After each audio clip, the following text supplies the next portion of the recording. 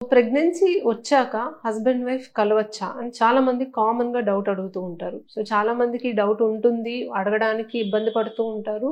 కొంతమంది అడుగుతూ ఉంటారు. సో, దీని గురించి ఈరోజు క్లారిటీగా మాట్లాడుకుందాం. సో, మనకి ఉన్న సైంటిఫిక్ ఎవిడెన్స్ ప్రకారం చూసుకుంటే ప్రెగ్నెన్సీ టైంలో హస్బెండ్ వైఫ్ కలవడానికి ఎటువంటి రెస్ట్రిక్షన్స్ అనేవి లేవు. సో, హస్బెండ్ వైఫ్ కలిసిన దాని వల్ల ప్రెగ్నెన్సీకి ఏదైనా ప్రాబ్లమ్ అవ్వడం కానీ, ముందుగా పెయిన్స్ రావడం గానీ, డెలివరీ అవ్వడం కానీ, ఇంకేదన్నా అవ్వడం ఎటువంటి రిస్క్ అనేది మనకి ఇప్పటి వరకు ఉన్న ఎవిడెన్స్ ప్రకారం అయితే చూసుకుంటే it is absolutely safe and husband wife కలవడానికి ఎటువంటి రెస్ట్రిక్షన్స్ అయితే లేవు. బట్ కొన్ని సందర్భాల్లో మాత్రం హస్బెండ్ వైఫ్ కలవద్దని మేమే చెప్తూ ఉంటాం.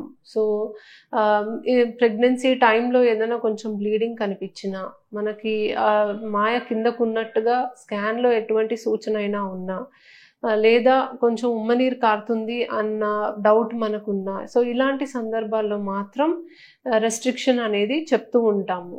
సో, అలా అయితే మరి ఏ నెల వరకు సేఫ్, పలానా నెల వరకే కలవచ్చా, లేకపోతే త్రూఅవుట్ ప్రెగ్నెన్సీ హస్బెండ్ వైఫ్ కలవచ్చా అనే దానికొస్తే, మనకున్న సైంటిఫిక్ డేటా ప్రకారం చూసుకుంటే ఏ మంత్‌లో అయినా కలవచ్చు. డెఫినెట్‌లీ దాని వల్ల ఇబ్బందయితే ఏమీ లేదు. బట్ యూజువల్లీ మనకి యాస్ ఎ డాక్టర్ మేము యూజువల్‌గా last few weeks of pregnancy కలవకుండా ఉంటే బెటర్ అని మేము చెప్తూ ఉంటాం. ఎందుకంటే హస్బెండ్ వైఫ్ కలిసినప్పుడు ఆక్సిటోసిన్ అనే హార్మోన్ అనేది రిలీజ్ అవ్వడం అనేది జరుగుతుంది.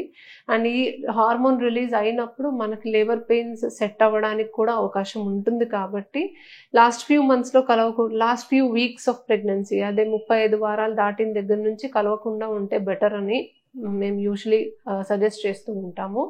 రెండోది, మనకి ప్రెగ్నెన్సీ అడ్వాన్స్ అయ్యే కొద్దీ, బేబీ పెరిగే కొద్దీ, బేబీ బంప్ పెద్దగా అయ్యే కొద్దీ కలవడానికి కూడా ఇబ్బందిగా ఉంటుంది కాబట్టి last few weeks of pregnancy definitely intercourse అనేది అవాయిడ్ చేయమని చెప్తూ ఉంటాం.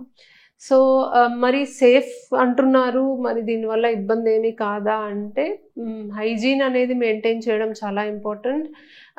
అండ్ మరీ విగరస్‌గా, రఫ్‌గా మరి ఇంటర్‌కోర్స్ అయినప్పుడు కూడా కొన్ని ప్రాబ్లమ్స్ అనేవి చూస్తూ ఉంటాము. హస్బెండ్ వైఫ్ కలిసినప్పుడు ఒకళ్ళ నుంచి ఒకళ్ళకి ఇన్ఫెక్షన్స్ రావడానికి కూడా ఛాన్సెస్ అనేవి పెరుగుతాయి.